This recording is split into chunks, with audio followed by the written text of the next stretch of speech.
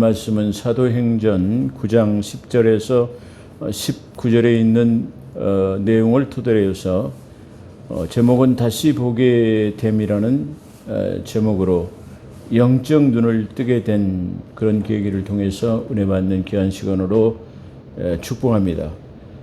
사도행전 9장 10절로 19절을 제가 봉독해 올리도록 하겠습니다. 그때에 다메섹에서 아나니아라 하는 제자가 있더니 주께서 한 상 중에 불러 이르시되 아나니아야 하시거늘 대답하되 주여 내가 여기 있나이다 하니 주께서 이르시되 일어나 집가라 하는 거리로 가서 유다의 집에서 다소 사람 사울이라 하는 사람을 찾으라. 그가 기도하는 중이니라. 그가 아나니아라 하는 사람이 들어와서 자기에게 안수하여 다시 보게 하는 것을 보았느니라 하시거늘 아나니아가 대답하여 주여 이 사람에 대하여 내가 여러 사람들에게 들은즉 그가 예루살렘에서 주의 성도들에게 적지 않은 해를 끼쳤다 하더이다. 여기서도 주의 이름을 부르는 모든 사람들을 결박한 권세를 가지고 대제사장들에게 권세를 대제사장들에게 받았나이다 하거늘 주께서 이르시되 가라. 이 사람은 내 이름을 이방인과 임금들과 이스라엘 자손들에 대하여 전하기 위하여 택한 나의 그릇이라. 그가 내 이름을 위하여 얼마나 고난을 받아야 할 것을 내가 그에게 보이시리나 하시거늘 아나니아가 떠나 그 집에 들어가서 그에게 안수하여 이르되 형제 사울아 주 곧 내가 오는 길에서 나타났던 예수께서 나를 보내어 너로 다시 보게 하신다고 성령으로 충만하게 하신다니 즉시 사울의 눈에서 비늘 같은 것이 벗겨져 다시 보게 된지라. 일어나 세례를 받고 음식을 먹으며 강건하여 지니라. 아멘. 우리가 이 오늘 본문 내용을 통해서 어떤 사울의 근시안적인 것, 다시 말해 눈에 보이는 현상만을 바라봤던 이 사울이 다마스커스에 가는 길에서 하나님의 강한 빛을 통해서 소경이 되었고 또는 그 아나니아라고 하는 그 직가에 사는 그 선지자를 통해서 하나님께서 사울에게 안수해라. 그래서 다시 보게 되는 이 과정을 지금 소개하고 있습니다. 그래서 사울은 지금 다시 눈을 뜨게 됐는데요. 이 근시안적이고 눈에 보이는 것만을 직시했던 이 사울이 이 눈을 뜨게 됐다라는 이 이후로는 영적인 눈이 띄어졌다. 다시 말하면 보이는 것으로 반응하지 아니하고 보이지 않는 저 영원한 세계를 보는 눈이 띄어졌다라는 것이 아주 귀중한 의미를 가지고 있는 것 같습니다. 그런 측면에서도 우리가 보이는 것에 반응하지 않는, 보이지 않는 저 영원한 세계를 동경하고 그것을 바라보는 그런 복된 믿음과 신앙이 있어지게 되기를 주의 이름으로 축원합니다. 자, 다마스커스로 가던 사울은 사울아 사울아 하는 그 음성과 함께 강한 빛에 의해서 쓰러지게 되었고 동료들에 의해서 부축으로 직가라고 하는 고등길이죠. 직가라고 하는 곳으로 가게 되었고 사흘 동안 보지도 못하고 3일 동안 금식하게 되었다고 성경은 증거합니다. 그래서 앞선 강의에서도 언급한 것처럼 금식은 오래 하는 것보다 하나님을 기뻐하시는 금식이라 한다라는 것을 말씀드렸습니다. 성경에서 대표적인 금식이 몇 가지 나오는데 첫째로는 주님께서 이 40일 동안 금식하셨다라고 기록합니다. 또한 가장 큰 대표적인 기도는 다니엘의 21일이라는 그 금식 기도를 우리가 꼽을 수 있는데요. 그래서 그걸 모형으로 우리 한국교회에서 많은 사람들이 40일 금식 또는 다니엘 기도라고 해가지고 21일 금식을 하는데 그건 성도들, 오늘날 이 살아가는 성도들에게는 좀 맞지 않다고 생각해 볼 수 있습니다. 왜 그러냐면 주님께서의 40일의 이 금식 기도는 주님께서 지금 하나님의 아들로서 이 땅에 오셔서 모든 악의 권세들의 무리를 정복하는 그런 기도가 들어있기 때문에 그 악의 권세의 무리에 이길 수 있고 그 악의 무리들을 정복, 다시 말하면 그들의 악의 나라를 괴멸시키는 것에 그 주안점이 있기 때문에 땀방울이 핏방울이 될 만큼 기도하는 그 기도였기 때문에 어쩌면 40일이라는 기간이 필요했을 것입니다. 그렇기 때문에 그 40일의 기도는 아주 절대절명의, 다시 말하면 악의 나라, 다시 말하면 저 아담과 하와에게 다스리고 정복하라 충만하고 모든 세계를 유인받은 아담이 이 사단에게 합법적으로 뺏겨버린 그 아담에게 유임된 정부가 빼앗겨버리게 됐습니다. 그렇기 때문에 그걸 다시 찾아와야 하는 그런 절대절명의 기도였다, 이렇게 볼 수 있어요.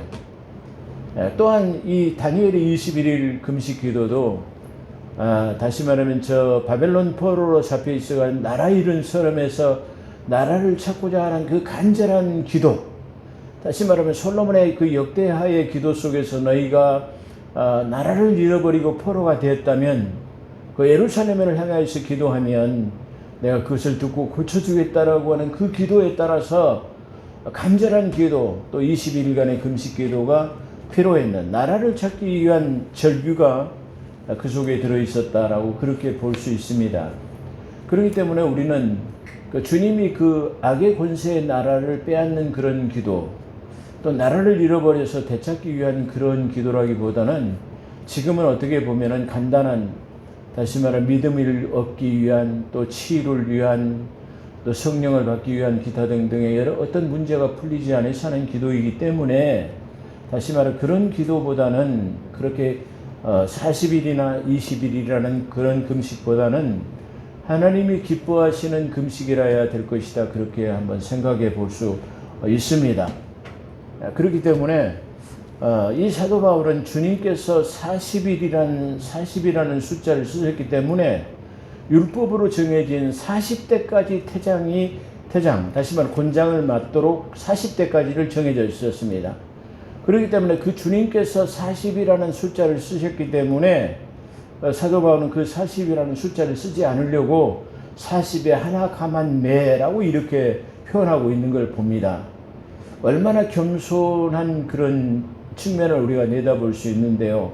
감히 하나님께서 40일 금식하셨는데 그 전지전능하신 그 하나님의 그걸 따라 하려고 하는 인간의 모습이 어떻게 보면 그 40일 금식 기도를 했다라고 하는 교만이 거기에 들어있지 않나, 그렇게 생각해 볼 수 있어. 그렇기 때문에 사도 바울은 40이라는 숫자를 쓰지 아니하고 40대 태형을 맞았음에도 불구하고 40에 하나 가만 매를 맞았다, 39대를 맞았다라고 그렇게 표현하는 것은 바로 그의 자기의 신앙의 고백, 주님께서 40이라는 숫자를 쓰셨는데 감히 그걸 쓰지 않겠다라고 하는 그런 결연한 의지가 그 속에 들어있었다라고 그렇게 한번 생각해 볼 수 있습니다. 그렇기 때문에 금식 기도라는 것은 오래 하는 것보다 하나님을 기쁘시게 하는 기도라 해야지 응답을 받을 수 있습니다. 자, 그런 측면에서 금식에 관한 규례는 이사야서 48장 6절 이하에 보면 이렇게 나와 있습니다. 내가 택한 금식은, 내가 기뻐하는 금식이다, 이런 말이죠. 내가 택한 금식은 이것이 아니겠느냐. 사악한 결박을 풀어주고 무거운 짐을 벗겨주며 억압받는 자를 놓아주고 모든 멍에를 꺾는 것이 아니겠느냐.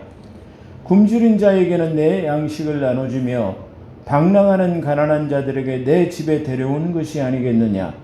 또한 벗은 것을 보면 입히고 내 고륙으로부터 자신을 숨기지 아니하는 것이 아니겠느냐. 그러면 내 빛이 아침같이 쏟아질 것이요 내 건강이 솟구칠 것이며 내 의가 내 앞서갈 것이요 주의 영광이 내 후위가 되리니, 뒤따라오신다 그런 말이요, 후위가 되리니 그때 내가 부르면 주가 응답하기를, 내가 부르짖으면 주가 내가 여기 있다 말하리라. 만일 내가 내 가운데서 멍에와 손가락질과 헛된 말을 치워버리면, 만일 내 혼을 굶주린 자에게 주어 괴로워하는 혼을 만족해 하면 내 빛이 어두컴컴한 곳에서 솟아나서 내 어둠이 정오같이 되리라. 또 주는 너를 계속 인도하여 가뭄에서도 내 혼을 만족해 하며 내 뼈를 살찌게 하리니 너는 물된 동산 같을 것이며 물이 끊어지지 않는 샘물 같을 것이라. 우리가 이렇게 지금 정의하고 있습니다. 그렇기 때문에 이 금식에 관한 규례처럼 진정한 금식, 하나님이 기뻐하는 금식, 그리고 응답을 목적으로 어떤 목적의식을 달성하기 위해서 답답한 심정으로 금식을 한다면, 그게 다시 말해 이 금식이라는 성경에서 다시 말해 자기 혼을 괴롭게 하는 것, 그렇게 표현되고 있는 것이 많이 있는데요. 자기 혼을 괴롭게 한다라는 말은 금식을 표현하고 있기도 합니다. 자, 그래서 진정한 금식, 하나님을 기뻐하고 응답받을 목적으로 하는 것이라면 올해 40일이나 21일 하는 것보다 며칠, 일주일, 3일 하더라도 하나님을 기뻐하시는 금식이라야 한다는 사실을 여기서 보여주고 있습니다. 자, 그러므로 치유를 원하시는 분들은 이 약속의 말씀을 따라서 실행하시면 반드시, 그러니까 다시 말하면 이건 하나님께서 약속하신, 다시 말하면 문서와 같은 것이에요. 그렇기 때문에 금식을 하려면 이 문서대로 이행하면은 바로 결제가 된다라는 것을 우리가 생각해 보면, 바로 이 규례대로, 이 약속이 이렇게 하면은 하나님께서 이렇게 응답하시겠다라는 약속이기 때문에 치유를 원하시는 분이나 약속의 말씀에 따라 실행하시면 반드시 또 급속한 치유가 일어나게 될 것이고, 당시가 응답받기 원하는 것들이 반드시 속히 응답을 받는, 여기 말씀대로 그렇잖아요. 네가 부르짖고 기도하면 내가 여기 있다 대답하리라, 이렇게 말씀하신 것처럼 그런 기도의 응답, 치유의 응답이 있어지기를 주의 이름으로 축원합니다. 자, 본문으로 계속해서 은혜 받습니다. 자, 다마스커스에서 사역하는 아나니아를 알고 계신 주님께서는 그에게 찾아오셔서 아나니아야 하시기를, 주여 내가 여기 있나이다. 이게 공통점이다. 다 이를 주를 만난 사람은 모세도 마찬가지고 사무엘도 마찬가지고 다 모든 사람들이 내가 여기 있나이다 한결같은 그런 대답이죠. 그때 주께서 아나니아에게 말씀하시기를 일어나 곧은 길이라고 하는 직가로 가라 말이야. 그래서 유다라는 사람의 집에 사울이 거기 머물고 있단 말이야. 거기는 5 사람을 찾으라. 자, 이렇게 지금 말하고 있습니다. 자, 그가 기도하는 중이라. 지금까지 그 내용을 보면은 하나님의 전지성이라고 하는 것을 알 수 있는 장면입니다.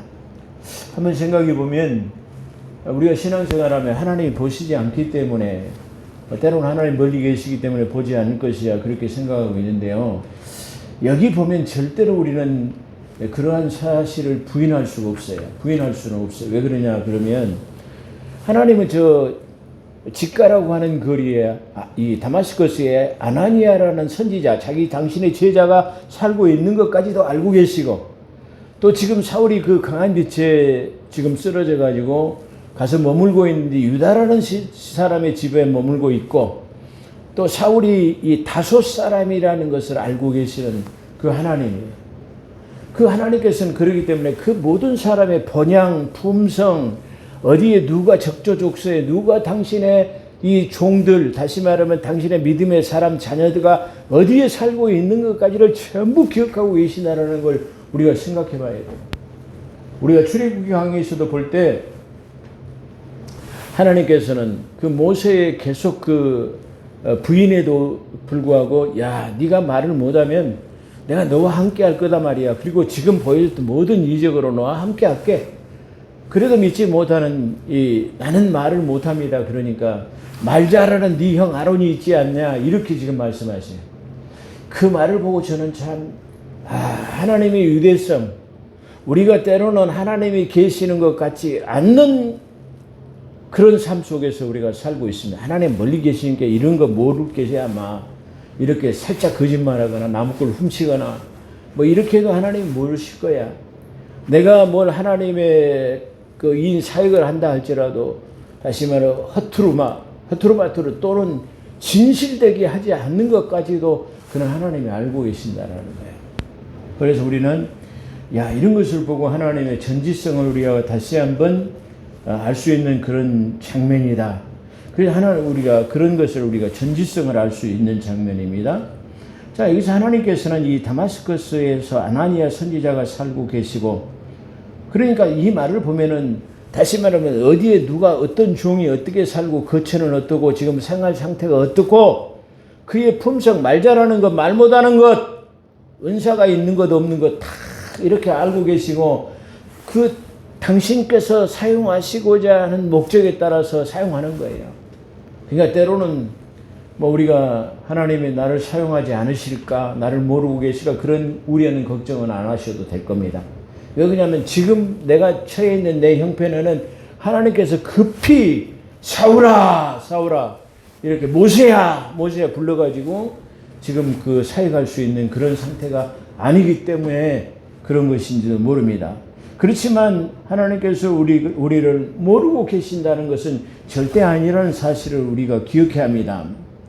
그래서 하나님께서는 다마스커스의 아나니아라는 선지자를 알고 계시고 지금 사울이 유다라는 사람 집에 머물고 있는 것, 그리고 사울의 본향까지, 고향이 어디인 것까지도 알고 있어요. 어디 태생인 것을. 참 우리가 놀라운 것은 저 다마스커스의 엘리에셀, 그가 성품이 어떤 사람인 것까지도 다 말하잖아요. 어디에 누구라 이렇게 다 지목해갖고 부르신다는 사실이 우리가 참 놀라지 않습니까? 우리는 이런 말씀을 대할 때 보면, 야, 하나님이 어떻게 이렇게 성품이, 일일이 누가 어디에 있고, 어디가, 그가 품성이 어떻고, 어떤 사역을 하고 있고, 지금 기도하는 중이고, 금식 중이고, 이런 것들을 다 알고 계신다는 말이에요. 예, 그 얼마나 참 전지하신 분이라는 것을 알 수 있다, 그런 말이에요. 그래서 이 사울이 유다 집에 머물고 있는 것, 그리고 사울의 본향까지도 알고, 또한 금식하고 있다는 사실까지도 지금 알고 계시는 하나님이다. 그렇게 말씀드릴 수 있어요. 자, 위대하신 하나님이 아닐 수가 없습니다. 사랑하는 성도 여러분, 주님께서는 우리의 형편과 처지, 그리고 기도하는 것, 금식하는 것, 일거수일투족을 알고 계신 분으로서 삶의 현장에서 내가 하나님 보시는 가운데 어찌 득죄하리까 하는 동행하는 삶 속에 경외심을 가지고 살아야 될 것으로 믿습니다. 그러니까 우리가 하나님이 없는 것 같이 살면 마음대로 자영자족하죠. 행동 거지가 아무렇게 해도 상관이 없죠. 그러나 우리가 걷는 것 하나하나까지도 하나님이 지켜보고 계시고 우리 행동 거지를 다 보고 계신다고 한다면 우리가 다시 말해 이게 모든 것을 함부로 할 수 없는 그런 상황이다. 이렇게 말할 수 있어요. 그래서 어떻게 했어요? 저 위대한 믿음의 사람 요셉이라는 사람이 그 동침하자고 그랬을 때도 내가 하나님 보는 앞에서 어찌 득죄하리까? 그 위대한 신앙 고백 아닙니까? 그게 지금 하나님은 없는 것 같지만 보이지는 않지만 하나님이 이렇게 우리의 모든 일거수일투족을 다 보고 계시는데 사실 내가 그 보는 앞에서 어떻게 나무 아래와 간통을 할 수 있습니까? 간음할 수 없습니다. 라고 하는 고백이에요. 그래서 그가 내가 하나님 보는 앞에서 어찌 득죄하리라고 하는 고백은 하나님께서 지금 나의 삶을 다 이게 이 학대경처럼 이게 거울처럼 다 들여다보고 계시고 있는데 어찌 내가 죄를 지을 수 있습니까? 라고 하는 그런 신앙 고백이다. 이렇게 말할 수 있습니다. 그렇기 때문에 내가 하나님 보시는 가운데 어찌 득죄하리까 하는 그런 동행하는 삶 속에서 우리가 경외심을 가지고 살아야 한다고 한다면 하나님의 칭찬받는 삶이 되어질 줄로 믿습니다. 그가 아나니아라는 사람이 들어와서 자기에게 안수함에 다시 보게 하는 것을 보았느니라 하시거늘 그렇게 말하고 이게 무슨 말입니까?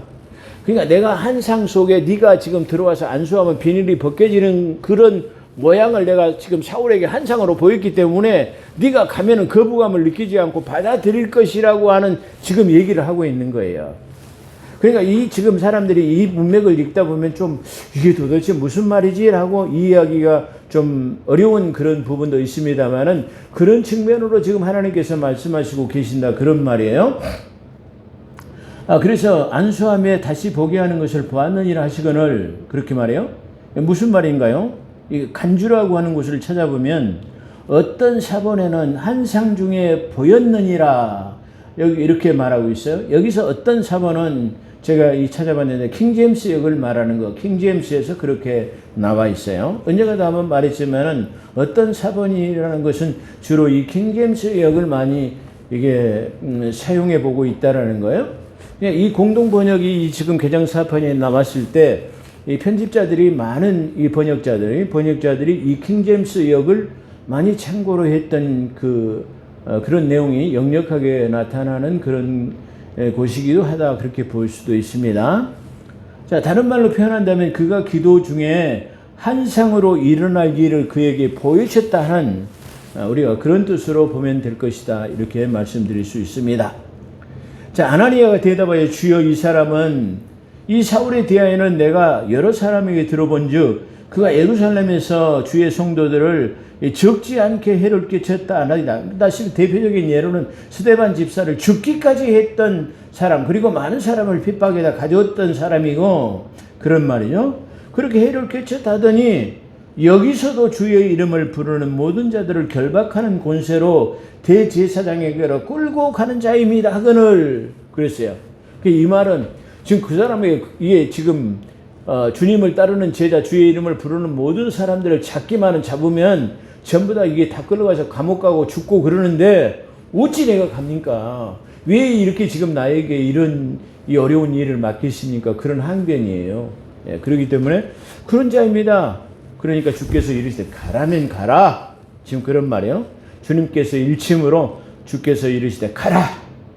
이 사람은 내 이름을 위하여 이방인과 임금들과 이스라엘 자손들에게 전하기 위하여 택한 나의 그릇이라. 그가 내 이름을 위하여 얼마나 고난을 받아야 할 것을 내가 그에게 보이시리라 하시니. 자, 이 말은 뭐예요? 이방인의 사도로 삼으셨다라는 그런 측면이에요. 그리고 많은 임금들, 벨릭스가, 로마서에 보면 벨릭스가 아까 누구 많은 사람이 임금이 나오잖아요. 거기서 뭐예요? 예수 그 이름을 증거하잖아요. 그러죠? 그 벨릭스 각하와 로마의 그 황제 앞에 가서 증언하고 그의 사역이 거의 끝나는 것으로 이 사역을 이게 나타내고 있어요. 그렇기 때문에 지금 이 예언의 말씀, 하나님께서 말씀은 말씀에 그의 도구로 그릇으로 사용했다는 것이 전부 성경에서 성취되는 것을 볼 수 있고요. 자, 그런 측면에서 우리는 이 신약 성경에서 나타난 두 사도 중에서 아주 도드라진 두 사도가 있는데, 그 두 사도가 누구냐면은 바로 베드로, 그 다음에 이 바울이라고 하는 이 사람을 우리가 볼 수 있어요. 그러니까 다시 말하면, 그럼 바울은 어떤 사람이냐면은 이방인에게 복음을 증거하는 사람, 이방인을 위해서 복음을 증거하는 하나님의 그릇으로 택정했다. 그러면 바울은 누구냐? 그러면 바울은 어떤 측면에서 보면 유대인을 향한, 그리고 그 다음에 그의 사역은 저 유대인들에게 최초의 교회의 문을 여는 천국 열쇠를 가지고 유대인에게 최초로 교회의 문을 열었고, 그 다음에 고넬료를 통해 두 번째 이방인들의 문을 여는 그런 임무를 맡았다. 그렇게 볼 수 있어요. 자, 그렇다고 한다면 베드로는 저 유대인과 그 천국의 교회의 문을 여는 그 사역을 맡은 자고, 또 이 바울은 바로 그 문이 열어진 이방인의 모든 이 사람들에게 복음을 증거하는 그런 사도였다. 이렇게 우리가 한번 두 사람을 비교해 볼 수 있어요. 자, 그런 측면이기 때문에 다시 말해 고린도전서에서 잘 나타나는 것처럼 바울이 먼저냐 아니면 누구미 아볼로가 먼저냐 그럴 필요가 없어요. 그래서 성경에서도 보면은 베드로가 더 유대하냐 바울이 유대하냐 그거는 말이 안 맞는 거예요. 그러니까 고린도전서에서도 말할 때 자, 누가 다 하나님 안에 이게 들어있는 사람들에게 도토리 기재기획적으로 해봤자 아무것도 아니다 말이야. 그 나로 말하면 나는 이게 심었고 아볼로는 물 주고, 하나님은 자라게 하신 분이기 때문에 우리는 아무것도 아니, 하나님이 자라게 하시지 않으면 아무것도 아니다라는 측면으로 그렇게 볼 수 있어요. 그렇기 때문에 우리는 바울이 더 위대하다, 베드로가 더 위대하다, 그런 것은 아주 그 어떤 오묘한 일들 같은 것이다. 각자 하나님의 사역에 충실한 사람이다. 이렇게 보기 때문에 바울이 먼저고 베드로가 나중이고, 아니면 베드로가 먼저고 바울이 나중이다. 이렇게 할 수가 없는 거예요. 믿음의 사람들에서도 마찬가지예요.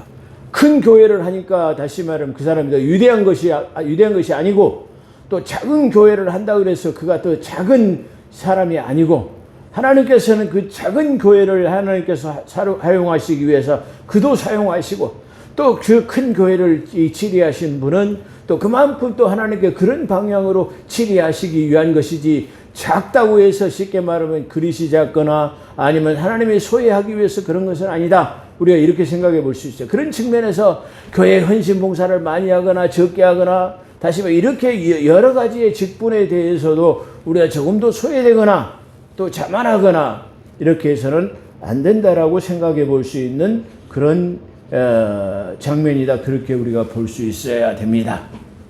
주께서 이르시되 가라 이 사람은 내 이름을 위하여 이방인과 임금들과 이스라엘 자손들에게 전하기 위하여 택한 나의 그릇이라. 그가 내 이름을 위하여 얼마나 고난을 받아야 할 것을 내가 그에게 보이시라 하시니 아나니아가 떠나 그 집에 들어가서 아까 지금 이게 한상 중에 보이신 그대로 지금 나타나는 것 같아요. 그 아나니아가 떠나 그 집에 유다 집에 들어갔다라는 말이죠. 그에게 안수하여 이르되 형제 사울아 주께서 오는 길에 내게 나타나서 너에게 보내서 다시 보게 하신다 하니 이렇게 말했어요. 그래서 사울이 즉시 그렇게 말하고 안수하니까 사울의 눈에서 비늘이 즉시 벗겨지고 다시 보게 된지라 그랬어요. 자, 영적 눈을 뜨게 됐다라는 거죠. 여기서 지금 다시 보게 됐다라는 것은 3일 동안 금식하게 되고 또 하나님을 다시 말하면 사울아 하는 그 거꾸라진 그런 상태에서 지금 만났기 때문에 이 3일 동안의 금식 기간에는 사울이 너무나 많은 것을 이게 보고 깨닫고 지금 했을 것이다. 그렇게 생각할 수가 있어요. 또 그렇게 됐을 때 와가지고 안수해갖고 즉시 일어나게 됐다라는 것은 자, 내가 너무 근시안적으로 이거 하나님을 괴롭히는 것을 내가 몰랐구나.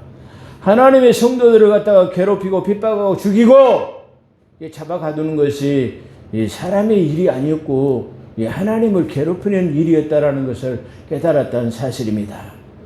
이 앞전에 말씀드린 것처럼 하나님의 믿는 사람들을 핍박하고 괴롭히는 일은 우리를 괴롭히는 것이 아니고 하나님을 괴롭히는 게 된 것이고 또 거기에 대한 보응은 하나님께서 반드시 갚아주실 것이기 때문에 내가 하나님으로 인해서 핍박을 받는다고 한다면 오히려 기뻐하라는 측면은 바로 그런 뜻이다. 그렇게 생각해 볼 수 있어요. 참 얼마나 위로가 되고 참 제가 이 사도행전이나 고린도전서나 이 출애굽기 이런 것들을 강의하면서 그 하나님의 크신 은혜를 사랑해 볼 때 정말로 참 다시 한번 새삼스럽게 느껴지는 그런 큰 은혜가 아닌가 이렇게 한번 생각해 보기도 합니다. 그래서 사울은 득시 그에게 보게 됐고 또 일어나서 세례를 받았다라고 간략하게 쓰고 있어요. 그냥 다시 말하면 저 사울은 다시 말하면 저 요단강에 가서 요한에게 세례도 받았을 것이고 아니면 바리새인들의 행하는 그런 세례도 받았을 것입니다. 그런데 지금 세례를 다시 받은 이유는 바로 전에 알지 못했던 성령의 내주의 성령의 세례라고 우리가 볼 수 있어요. 다시 말하면 그렇게 예수 그리스도의 십자가의 고난 이전에 받는 세례는 바로 어떻게 보면 회개케 하는 세례라 그렇게 볼 수 있어요. 다시 말하면 그 세례는 핏부림이 없는 성령의 내주가 없는 세례고 예수 그리스도의 십자가 이후의 성령의 내주 이후의 세례는 바로 거기서 성령의 핏부림의 역사로 제사함의 권세로 그 다음에 우리가 그 핏부림의 침례 속에 들어가는 것이다. 그렇게 생각해 보면 우리가 다르게 표현할 수 있어요. 그렇기 때문에 여기서 다시 사울의 세례가 되어졌다는 것은 바로 그런 측면이에요. 그렇기 때문에 다시 일어나 세례를 받고 그 다음에 음식을 먹으며 이 3일 만에 음식을 다시 먹으려니까 강건해지니라 라고 이렇게 오늘 이 말씀을 마감하고 있습니다. 기도하겠습니다. 오 거룩하시고 자비로우신 하나님, 우리가 이 사도행전을 강의하고 이 고린도전서 그리고 마태복음과 출애굽기를 강의하는 도중에 우리가 하나님의 뜻을 바로 알고 깨달아서 항상 우리가 하나님 앞에 기뻐하고 전지하시고 전능하신 그분을 찬양하며 또 그분이 보시는 것 같은 삶을 살아간 경외심을 가지고 살아갈 수 있도록 아버지 함께하여 주심을 감사합니다. 우리 구주 예수 그리스도 이름